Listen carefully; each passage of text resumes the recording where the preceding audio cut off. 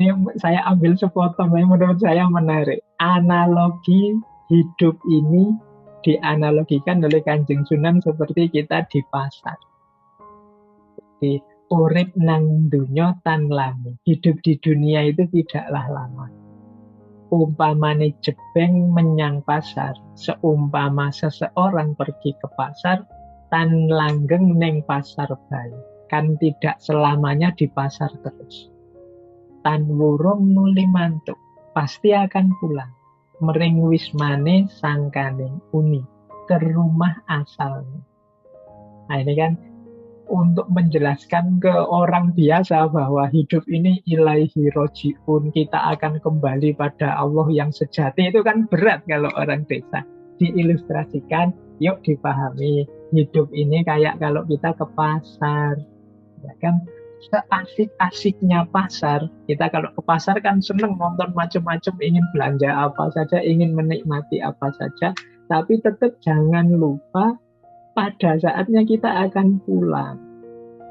Jadi pastinya nuli mantuk, pasti akan pulang ke rumah asalnya. Dunia ini juga begitu. Seasik apapun dunia, senikmat apapun dunia, ya pasti kita akan pulang. Jadi hidup ini hanya seumpama kita pergi ke pasar. Nah, ini kan menurut saya menarik cara dakwah seperti ini.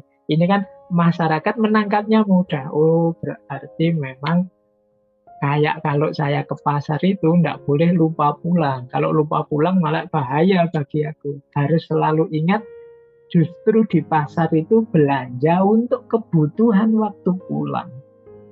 Jadi bukan kok kebutuhan di pasar, tapi kebutuhan di rumah waktu pulang.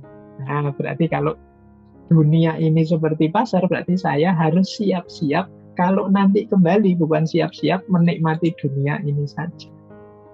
Nah, ini cara para wali untuk mengajarkan nilai-nilai agama pada umatnya. Kalau Sunan Kalijaga sendiri sebenarnya ya, kalau mengikuti gurunya Sunan Bonang, torekot beliau di tasawuf itu torekot Satariyah. Kemudian kalau mengikuti sahabat dan juga guru beliau, Sesiti Jenar, itu torekotnya Akmaliyah. Jadi ada gabungan dua torekot ini. Cuma kan cara mengajarkannya tidak mentah dalam bentuk ajaran torekot, nanti mental ke masyarakat. Nanti muncul kasus-kasus seperti Sesiti Jenar. Nah, cara beliau lebih halus, lewat lagu, lewat syair, lewat tembang. Nah, ini juga menarik. Sunan Kalijogo itu dikenal menginisiasi, memproduksi banyak alat-alat pertanian, tapi plus filosofinya. Ini saya ambil contoh misalnya luku. Kalau teman-teman Bapak Ibu yang Jawa mesti ngerti luku. Luku itu alat untuk membaca.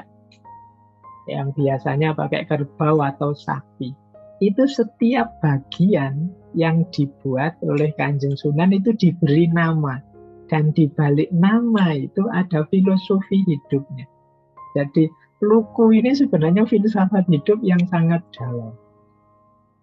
Jadi ada misalnya di situ saya gambar ya, ada cekelan. Ini kan orangnya ada di sebelah kiri, berdiri di situ. Nanti yang depan itu nanti ada sapinya atau kerbaunya. Nah, waktu orang berdiri di situ, tangannya berpegangan pada cekelan.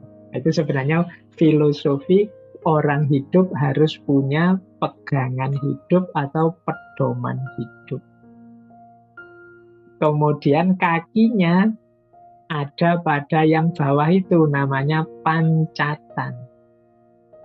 Pancatan itu maksudnya apa? Yo, kita ini mau melakukan apa saja harus ada pijakannya, ada dasarnya. Jangan ngawur.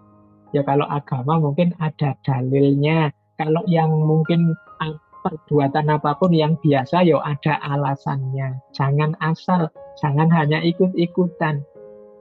Kita harus punya pancatan. Jadi jelas saya mau melakukan apa, alasan aku melakukan itu apa. Itu disimbolkan dengan pancatan. Kemudian ada namanya tanding. Tanding itu yang masuk ke cekelan itu. Itu tanding itu artinya pasak. Maksudnya apa tanding itu? Membanding-bandingkan. Sebelum kita memutuskan sesuatu, apa yang harus kita lakukan, apa yang jangan kita lakukan, kita harus membaca, membanding-bandingkan mana yang terbaik. Jadi jangan asal melakukan, cari mana yang, oh ini alasannya kurang kuat, oh ini lebih kuat, oh ini lebih pas, ini lebih manfaat. Ini sebenarnya namanya tanding. Hidup ini jangan asal, kita harus mau berpikir.